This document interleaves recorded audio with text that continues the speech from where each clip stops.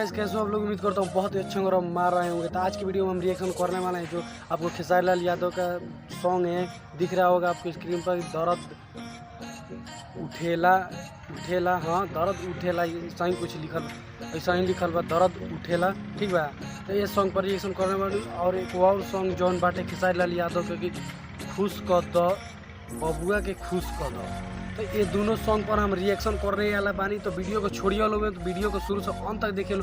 चलो लोग बिना किसी तरह के वीडियो को स्टार्ट करते हैं, बिना किसी तरह। और चैनल को सब्सक्राइब नहीं किया तो चैनल को सब्सक्राइब भी कर दो। चलो वीडियो की तरफ चलते हैं बिना किसी तरीके की। वीडियो बहुत ज़्यादा लंबा होने वाला है। चलो वीडियो को स्टार्ट कर देते हैं। हम जो है वीडियो प्ले करते हैं।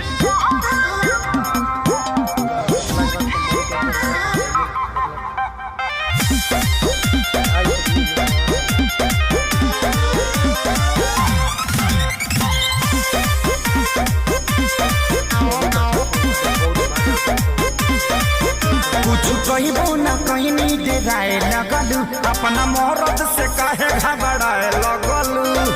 ए जा बोला ना, कुछ कहबो न कहीं नहीं डेराए लगलू, अपना मोहरत से काहे घबराए लगलू। देलू दिया उताई काहे पगलू अनहरिया। सुनो बहुत उठे दादा कोमल के भितरिया भितरिया, बहुत उठे दादा कोमल के भितरिया। दवाई लिया दिखा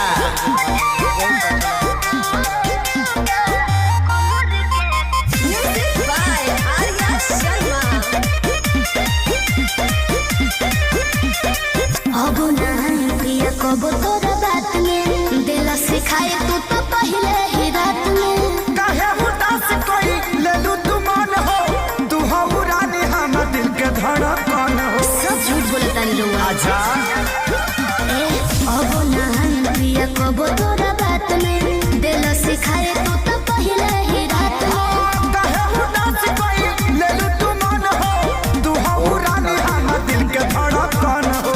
लागलू खूबसूरत सरिया, अच्छा। चललू जब करिया।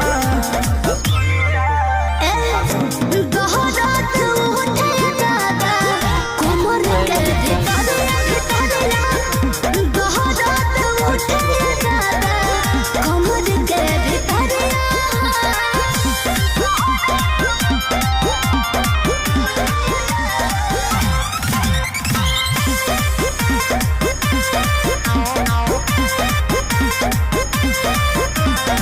कोमल बदन हमारो अंगाल हो, कैले प्रकाश बारो तो ऐसन हाल हो।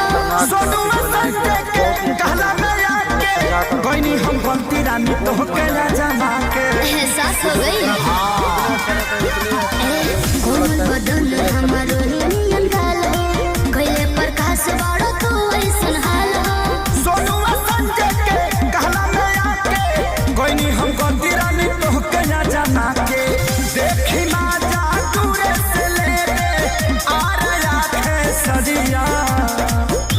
सुना बोला दोहरात उठे दादा कोमल के भितरिया भितरिया, दोहरात उठे दादा कोमल के भितरिया। चोर धइले बकारे।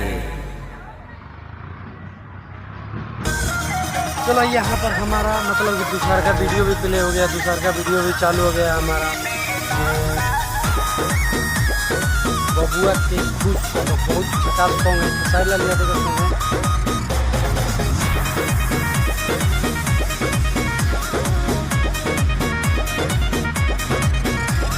हमारा जवानी के कहानी बड़ी यार बा, कोना रंगदार के हो छुए के जोगार बा।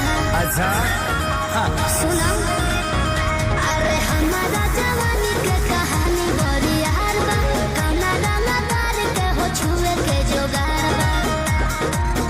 जवन चाहो तारे सुन लेते कोई बहना कोई बहना। बबुआ के खुश करके जाइए देना, दयारा में दोबारा फिर वही देना। अच्छा दयारा में दोबारा फिर वही देना। बबुआ के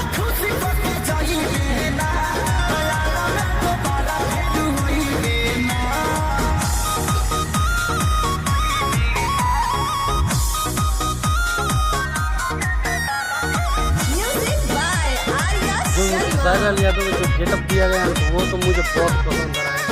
मतलब विलन वाला गेटअप दिया गया है, विलन वाला मतलब सारे चीज़ बहुत गन यहाँ पर लगा है वो तो बहुत ही अच्छा लग रहा है, बहुत पसंद आ रहा है। तोहरा में ये जान सब जात के हिस्सा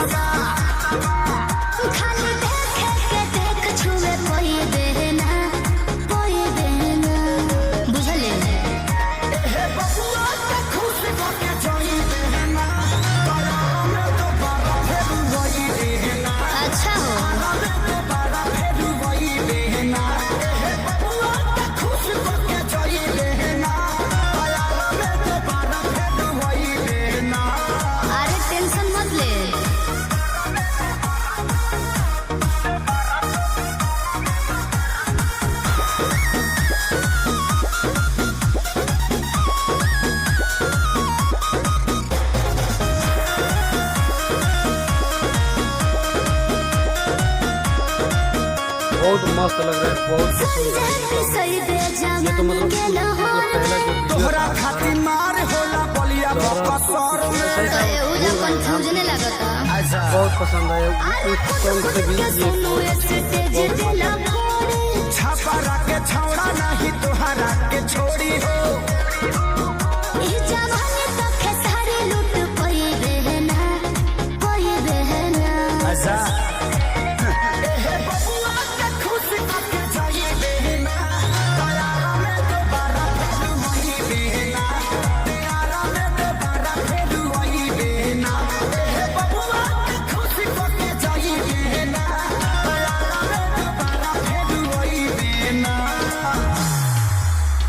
का सॉन्ग था यार, बहुत पसंद आया हमें सॉन्ग।